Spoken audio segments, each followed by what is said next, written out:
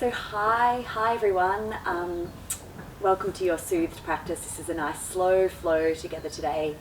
And I've called it options because there will be options for you, but I guess a more meta way of thinking about options is that the practice is designed in such a way that you will have more options for movement at the hips and the shoulders after we move through the flow together today. So let's come straight into a cat-cow position, placing with intention the 4 points of the two knees and palms on the mat, and just starting to circle and move the body in whatever way feels good for you today. So an inhale and an arching through the spine, and an exhale, a flexion, a contraction, a pushing away and resisting. Inhale, sink the belly, but contain through the pelvic floor just slightly here. And then exhale, there's that deep squeeze through the lower belly to create as much space between you and the floor. Protract through the shoulder blades, maybe really tuck the chin into the chest and lengthen through the back and sides of the neck. And then just moving through a couple more cycles of deep breaths and starting to introduce some side body flexion and extension, some circles, maybe bending one elbow and then the other, maybe lingering in a spot that feels particularly sticky for you today. And when you're ready, we'll start to move between sort of like a child's pose, and then arching like we're moving through a cat-cow flexion. Forward until we're slightly over the wrists, and you can shuffle the knees back a little bit, and then just a tiny bend in the elbows, and then push the ground away, flex to reverse that and come back through a child's. And then this time we'll bend the elbows. It's like we're sort of trying to stay as low to the ground as we can, and we'll push through like we're coming up out of a pool into like a bit of an up dog, except we'll just keep the knees down on the ground and push the ground away, and then flex, arch, back to a child's. Reversing through that again, let's arch until the spine comes into a nice line and more broadened through the collarbones and extended, and then a little bend through the elbows, keeping the skull in a nice straight line, stacked shoulders on a diagonal with the pelvis, and then resist, flex, curl through the spine to come back through the child's. And then bend at the triceps, keep ourselves low, shimmying until we're so far forward that we can't help but come up through that up dog modification to an extension. Moving slowly with ease through these options, but also creating options for the hips, shoulders, core, spine. Flexing back to child's. Last time here to bend the elbows and shimmy low until we come forward and push ourselves up, almost like we're getting out of a swimming pool. And lift up, push down through the wrists. Maybe lift the knees up for that full extended up dog. And then let's come back. We'll just roll the wrists out. So just sit low on the mat and roll them in one direction and then the other. Maybe making some fists and pushing the backs of the hands together. Just rolling that back and forward, and then curling the fingers back towards the face. Nice full deep breaths here.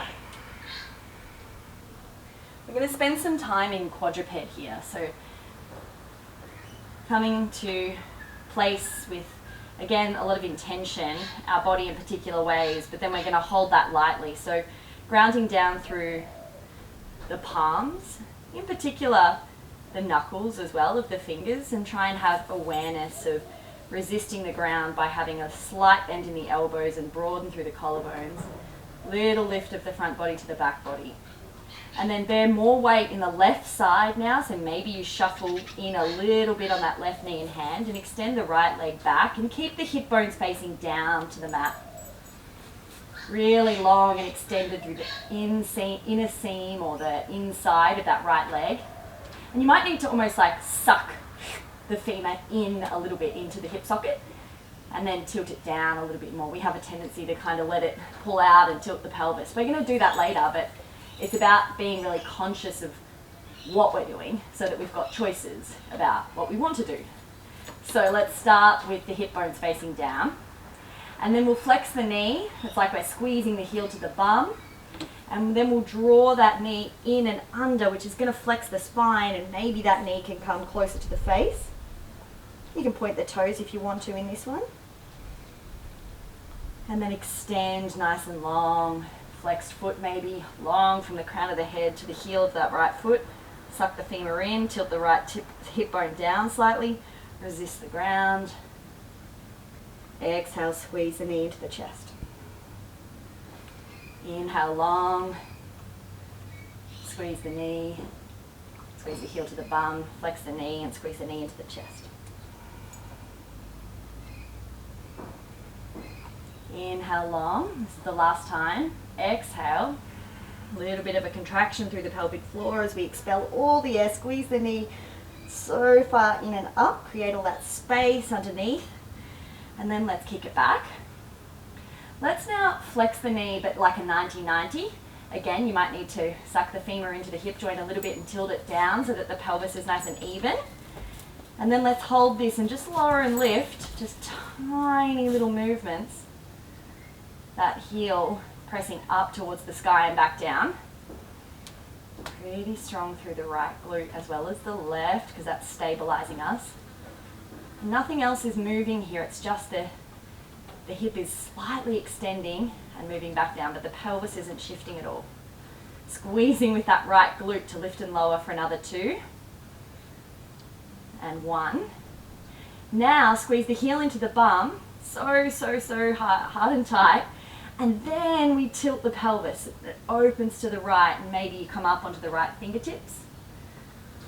And then squeeze, return to that 90-90. Little donkey kick, heel just up to the sky a tiny bit, return to neutral, squeeze heel into the bum, tilt that open to the right.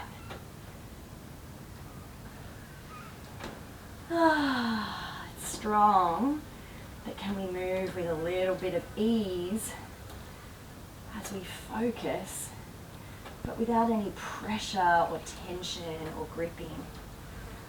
Last time here, push the heel up to the ceiling, then squeeze the heel into the butt. Tilt it, and then let's come back and let's squeeze. Last little sequence of glute work here. Let's squeeze the knee to the elbow and back to that neutral donkey kick. Knee to right elbow around to the side, and maybe it doesn't come all the way in. That's pretty strong on the obliques. Maybe it just goes in the direction. Trying not to let the knee drop, trying to keep it on the same horizontal plane. So good. Big deep breaths. Last 2. And 1.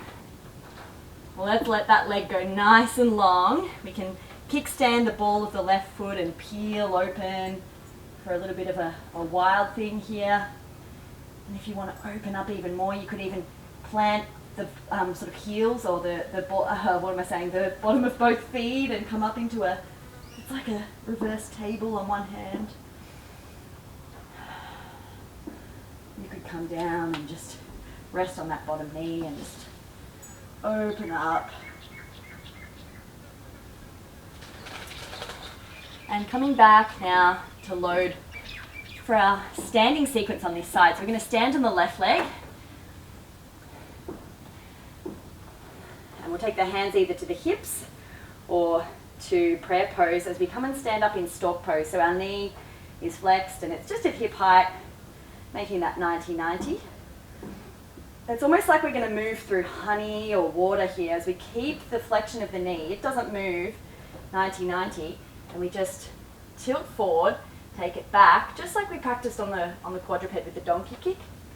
Oh, maybe drop the toe down in between, and then back to stork pose. The knee and the hip are in alignment, so roughly horizontal. This is really challenging for the standing leg as well, so a tiny bend and squeezing through that left glute and keeping the toes of the left foot tracking more towards the middle, the knee tracking over the middle toes.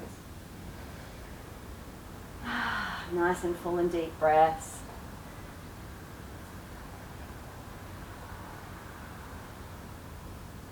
When we come up, just check in. Does the skull need to come back in space slightly? Tuck the chin. Squeeze through the rib cage slightly to stabilize as we tilt back and forward. This time when we come up, the option is there to extend the leg and arms out to the side and then back. The leg goes long, the arms go long, and we squeeze into the midline like you're holding a big beach ball between the palms. The triceps are really active here. Squeeze them in, tilt that hip bone down, maybe suck the femur into the leg. Come back through stalk, bent leg, arms open, leg extends. Doesn't have to be high here. So good. Just a moving meditation. Arms squeeze into the center. Check in with the position of the head. Do you need to look down at the mat slightly? Well, if you lose your balance, always just reset and then join us again. Arms and legs extend, and then last time, we'll take the arms flying back behind us, and then let's come so far down, really deep bend in that left leg that the hands find the mat. Hips are still facing down to the mat, and then slowly peel open to the right. Hand can come onto hip, little bend in the left knee, but really active through the right foot, all the way through that flexion of the toes. And then curl it down to the mat. It's like a little corkscrew. Hips facing down, leg will come down a little bit. Hips stacked or facing more towards the right. Toes will face out to the right. Corkscrew. It's pretty strong on that left glute. 2 more. Toes down, toes open. If you want to really challenge yourself here, you can take the top arm up. Hips down, hips open. Last time before we release through that left glute for a nice stretch and open. Maybe seeing if you can even balance for a second, take the hand up off the mat. Bit of a challenge there. And coming down, down, down. Whew. So good. If you feel comfortable in Gomukhasana, you can stack the top leg, so the left leg on top, knees roughly on top of each other. Otherwise, you can always take an easy cross leg or something like this kind of stacked shin position here, and just breathe, soften, be supported by the ground as you open through that left hip. And the right hip is working pretty hard for us there as well. And that means we are halfway, because we're going to do all that on the other side. So sometimes that's like, oh gosh, that bit was hard. I don't want to do the other side. And sometimes that's okay. That's all it was. I can do that. I can do that on the other side. So just checking in with where you're at, what you're thinking, just letting it all be perfect just as it is, just part of this experience, flow. And when you're ready, we'll come back to quadruped. Maybe just a few cat-cows or just swivels of the pelvis just to reset.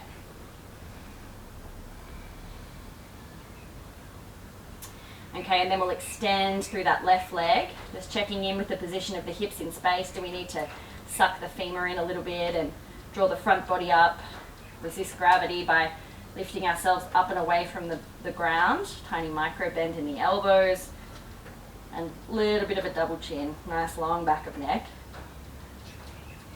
And at the bottom of the next inhale, I want you to start to curl and flex and draw that knee in towards the face. And then get long, exhale, inhale, exhale.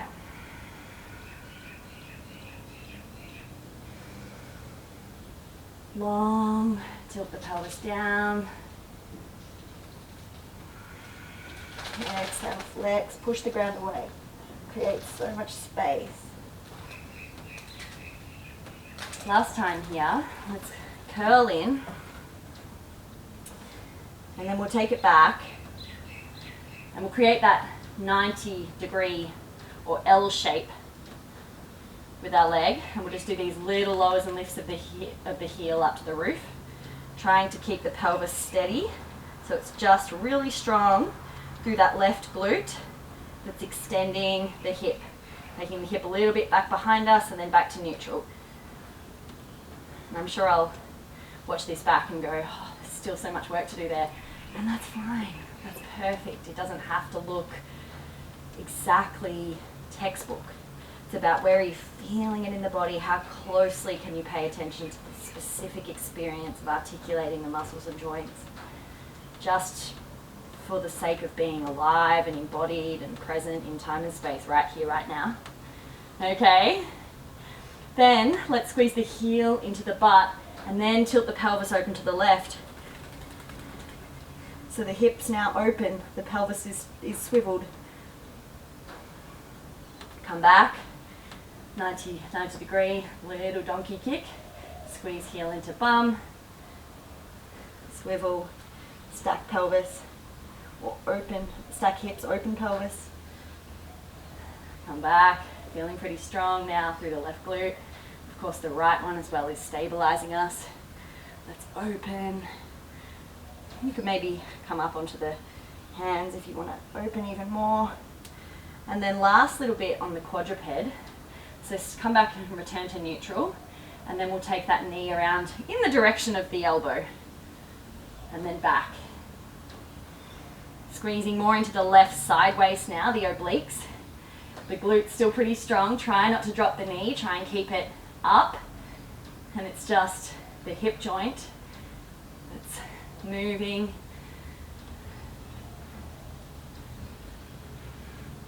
The side waist, of course, contracting to bring the knee in and then back. And last one here, squeeze the knee, elbow to knee, and then, extend that leg. Maybe make a little kickstand and peel the left arm open, peel the chest open to the sky, and maybe bring it into that reverse table if you want to plant the feet, position the palm to support you, and then push through those 3 points and let the head go if you feel comfortable. Really making sure that the shoulder blade is squeezing down the back and a tiny micro bend in the elbow. And if you're down on the mat, of course, supporting yourself to just push and open through the chest. Maybe the leg is long, opening through that hip joint inside body. So good. And then we're going to come and stand on that left leg. Hand can be at hips or prayer pose. Or any other variation that feels good for you. Let's come into stork pose. We're going to stand on the right leg, I mean. Okay. Stork pose, so that knee and hip are roughly at the same height. And then we're going to keep, it's like our knee and our ankle are in like a cast, or even like a full leg cast, so it can't move. It's just the hip that's going to open. And it's like we squeeze the glute to take the heel back in space, moving through honey. And always more wobbly on this side, so just being really gentle with yourself about that. It's not a competition, it's not striving, it's just being embodied, practicing moving and making shapes to be alive and be in our body.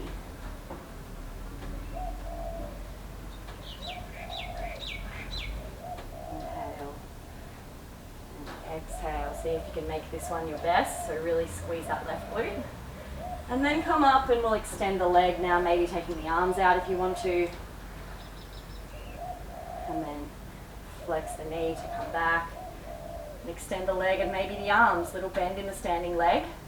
Squeeze the arms into the center. Roll the shoulders back and down. Flex the knee. Inhale, extend, broad through the chest, the leg. And then arms go back, fly the leg back, tilt the hips down slightly. Nice deep bend in that standing leg can really support you. And last time here, extend the leg and the arms.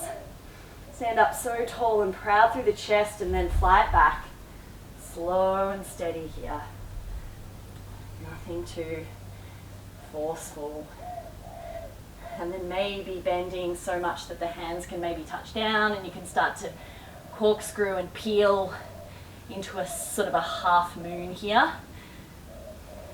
You can take the hand to the hip or up, or you can keep them both down on the mat, whatever feels good for you. The action is in the left hip, so we're going to roll the hips down and roll them back open. Squeezing, really active and strong through that back left leg the whole time. Last time, let's roll it down and roll it open. And then maybe testing your balance, you could take the top arm up. You could look up at the arm if you want. You could take the bottom arm up. Oh. And then let that go. Step back. Let's take the right leg on top here for this Gomukhasana. Or other option for you for a hip opener.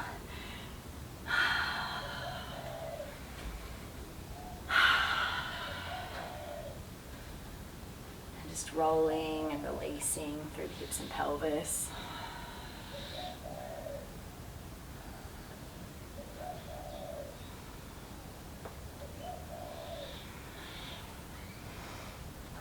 Maybe walking the hands back a little bit and just taking the soles of the feet together for a butterfly pose now.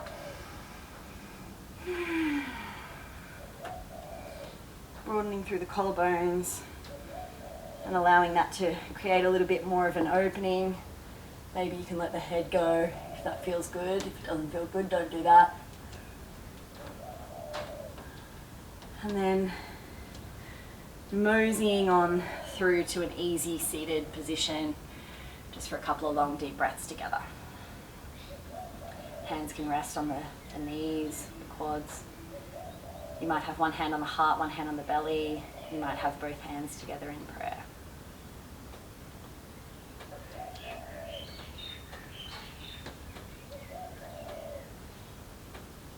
And just an opportunity together here before we close formally to start to bring the heart rate down a little bit if it's elevated. Taking a long, deep inhale, filling the belly and softening will allow you to maximize the capacity of the lungs. And then on the exhale, try and slow down, really contracting every last drop of air out. And perhaps as you move through your day today, you might notice you have more options. A little bit more lubrication or fluidity in your hips, your shoulders, your neck. And thanks so much. I hope you feel nice and soothed, and I'll see you soon. Namaste.